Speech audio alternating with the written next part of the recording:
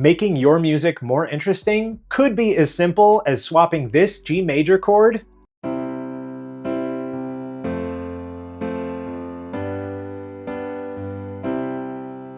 with this B flat major chord.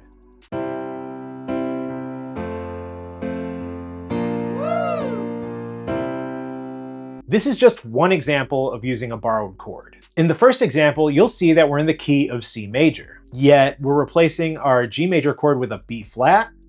You might be thinking, Mike, there is no B flat in the key of C major, and you'd be correct. But there is a B flat in the key of C minor. So in this example, we're temporarily borrowing a B flat major chord from the key of C minor, which is our parallel minor, before we return back to our key of C major. We can borrow other chords from our parallel minor and use them as substitutes. For example, I can take this A minor chord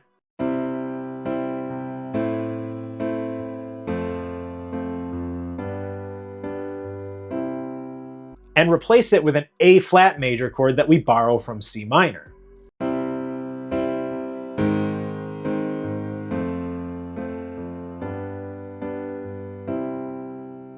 This gives it a little extra drama.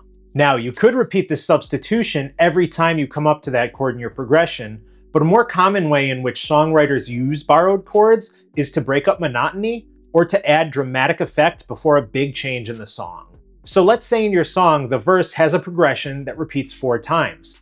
Maybe you'll only use this borrowed chord on the last time through the progression. Let me give you a quick example. In the verse of Elton John's Can You Feel the Love Tonight, the first time through the verse, he plays all of the chords within the key of B flat major.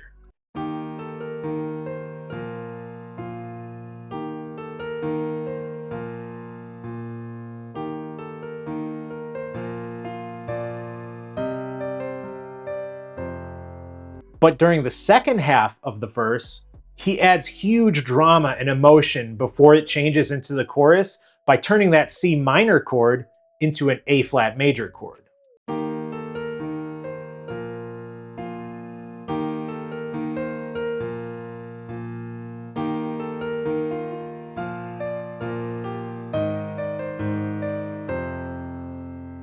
This type of auditory surprise really grabs listeners' attention. One thing we need to keep in mind when borrowing chords is that the music has to change with it. What I mean by this is if we choose to borrow a chord from C minor, our melody and harmony have to reflect that we've temporarily changed from C major to C minor. This means that the other elements of your song are going to have to play their B's, E's, and A's flat instead of natural. But we only do this while we're playing that chord that we've borrowed. Let's take this a step further. In our previous examples, I've used the terms major and minor, because these are the common ways that we describe these scale patterns. But in actuality, our major scale is considered the Ionian mode, and our natural minor scale is considered the Aeolian mode. These are just 2 of 7 modes we can use when we're writing music. The other 5 modes are Dorian, Phrygian, Lydian, Mixolydian, and Locrian. The quick way to learn these modes is by memorizing slight alterations to your major and natural minor scale. If you haven't yet learned your major and minor scales, you may want to spend some time focusing on that before you try implementing any of these techniques. Also, while we're at it, make sure to like and subscribe for more tips on writing and producing music. Here we go. Let's start with the Dorian mode. The Dorian mode is a minor scale with the 6th note raised by half a step. So in the case of C Dorian, we would start with a C minor scale and we would make our A flat an A natural.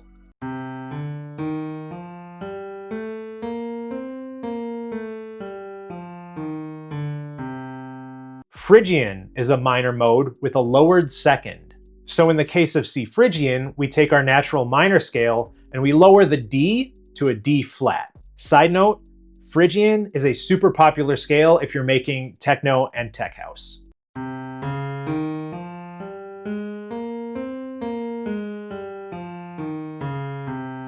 Next, we have the Lydian and Mixolydian mode.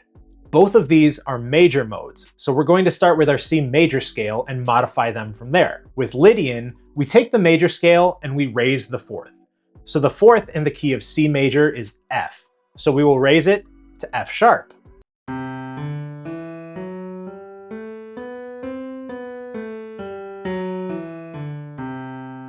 Mixolydian takes the major scale and it lowers the 7th by half a step.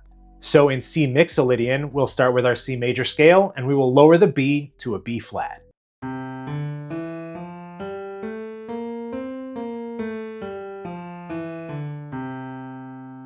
Locrian is a minor mode where we lower the 2nd and the 5th. So for C Locrian, we start with our minor scale and we lower the D to D flat and the G to G flat.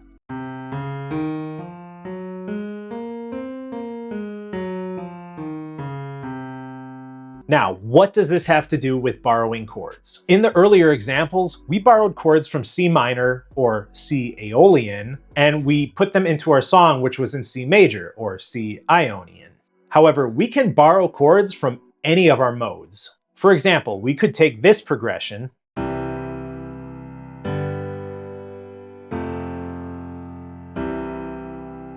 and borrow a D major from our Lydian mode to make this a bit more bright and uplifting, like this.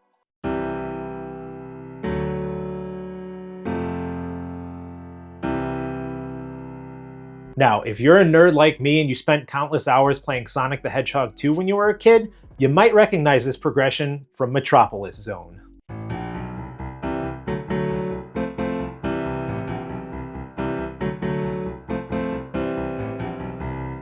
We can also do the reverse. Maybe our song is in C minor and we want to borrow a chord from C Ionian, like the F major chord in this progression.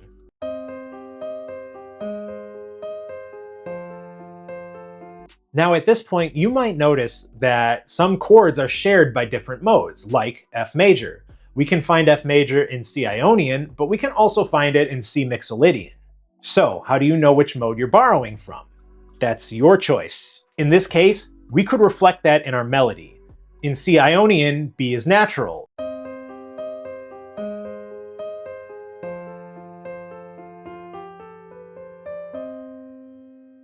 But if we wanted to give it a more Mixolydian feel, we could play a B flat instead, and it would sound like this.